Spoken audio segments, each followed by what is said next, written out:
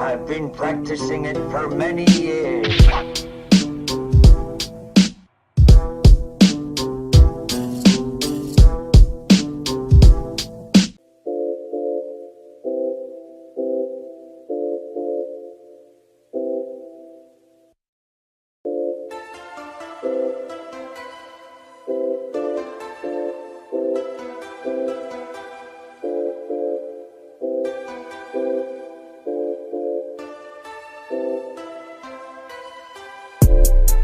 So tell us a little bit about Taipei.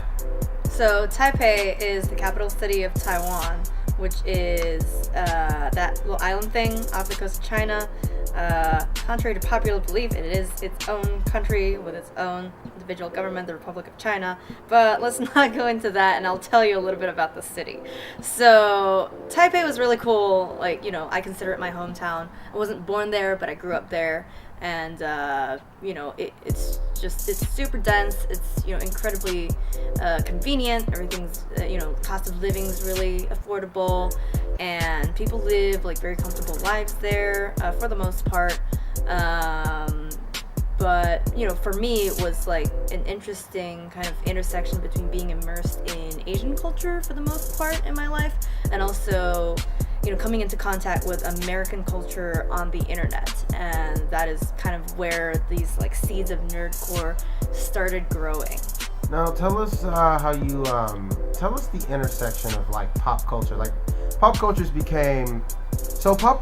has become global in a way that it's all being merged right now. You have K-pop 2008, you had anime in 1980s. You have like Chinese pop culture right now with the Higher Brothers coming into popularity. Right. I mean, and you're since you're from Taipei and everything. Just like what, and from a Taipei standpoint, what do you feel about that intersection going on, and like how pop culture is like connecting people? I definitely think that pop culture is becoming global. There are certain watershed moments in which I believe that happened. For example, Gangnam Style by Psy, when that blew up, that was a definite entry of Asian pop culture into American mindsets. And that was really interesting to watch because, you had this moment of, white people or, black people or like, any kind of American person singing along to these Korean lyrics that they could not understand. And, that was like step one of globalization. It's like, music kind of just binds people together regardless of language. And I think that kind of goes the same for Higher Brothers, as you just mentioned, with this interesting intersection that has become more and more popular these days of kind of like trap hip-hop and, Chinese lyrics, Korean lyrics, I believe, at some point, Japanese lyrics, but China is really, really digging into this stuff. And for me, that's very interesting to watch because I am aware of kind of the cultural roots that each of these different sides comes from.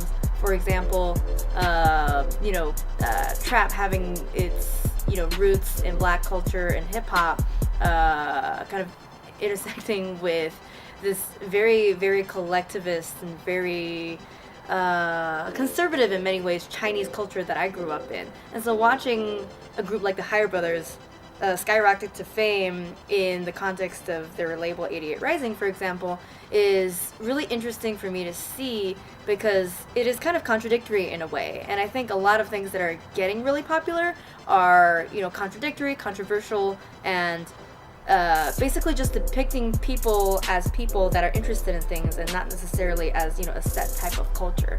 And I think that's what pop culture is moving towards, is people becoming more of their authentic selves. And how does I think nerdcore is like the perfect example of how pop culture has influenced individuals. And so how did you get into nerdcore? How did you know it was right for you? And what was some of the influences that impacted you in this journey?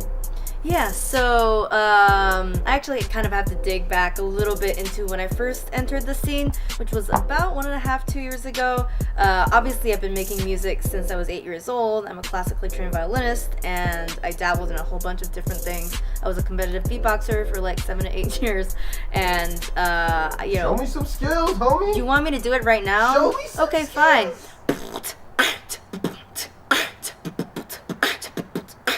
And that's all you're gonna get. Thanks. So yeah, I did that for a really long time until I realized that writing lyrics and emceeing was actually right for me. And right off the bat, I had this like little birdie in my head telling me, there's a scene called nerdcore that exists, and it's good for you because you're not trying to look cool or hood or gangsta, because like these are not necessarily parts of my identity, because I didn't grow up in that culture, and I would not want to appropriate it, and I would not want to claim that culture as mine. But I wanted to take, the craft of hip hop and the craft of rap music, and express my own experiences growing up as a third culture kid in between like Taiwanese and American identities in hip hop. And I figured out that nerdcore probably was the place where I could do it without having to act in a way that I didn't feel comfortable acting, or dressing in a way that I didn't feel comfortable dressing in, which is why I'm wearing an anime trash shirt, because that stuff is accepted in nerdcore. And so what happened was I ended up searching for nerdcore hip hop Facebook groups, and I found a Facebook group called Nerdcore Hip Hop, and I joined the group and I posted a song in there. And apparently this is a common thing when newcomers post songs, but I was trolled very, very seriously, and that made me a little uncomfortable. I was like, oh wow, these guys are kind of mean. I'm just like, Jesus Christ, is this scene really right for me? And so I kind of like backed off a little bit. I was like, okay, let it marinate, let it sink in a little bit. And then a month or two later, I posted another song, and at this point people started having a better reaction. They noticed, oh, you're actually pretty dope.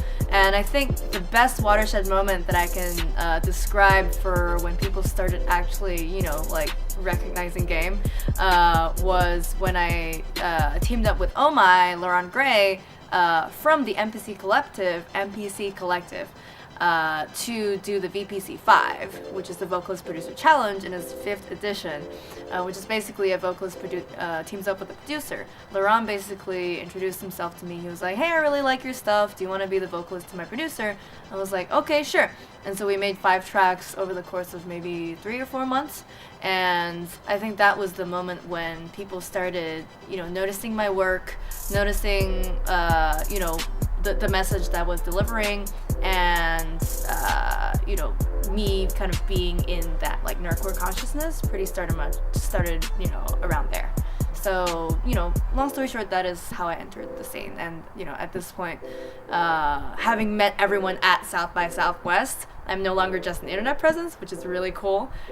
People actually know me for me and my face. That's a really cool and kind of surreal thing.